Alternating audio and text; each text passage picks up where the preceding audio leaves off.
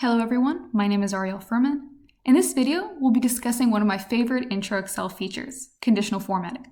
What I like about it is that it allows you to draw out the most important information based on easily input criteria about your dataset. For example, let's look at the fictitious case of Vivaldi Bakery, where we'd like to see how our sales are divided between employees. We'll select our numbers, which you can do with your mouse, or just select the first cell and press Ctrl, Shift, and the right and down arrows. Under Styles, go to Conditional Formatting where there are multiple options. I'd like to see which employees brought in more than $950, so I'll go to Highlight Cell Rules and Greater Than. Type in 950, and then I need to select how I'd like to format the cells that fit this criteria.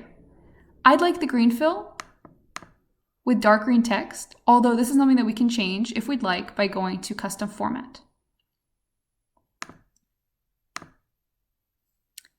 Next, I'd like to highlight my lowest 10%, so I'll go to Conditional Formatting, Top Bottom Rules, and Bottom 10%. We can change the percentage on the left side here. And what I really like about the conditional formatting is that even before I've actually changed the data, before I've pressed OK, I get a preview of what my data will look like. I already have three in fact, cells that are highlighted. In conditional formatting, you also get added visuals like the data bars, where you can compare your cells, the color scales, and icon sets. Let's select arrows.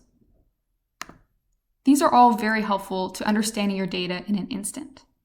You can clear your rules by going to Clear Rules, where you can choose to clear either from selected cells or from an entire sheet. And if you just want a quick edit or to review what each rule means, you can click on Manage Rules. Hopefully this helped you with your conditional formatting. As always, feel free to ask questions and don't forget to like and subscribe. Till next time.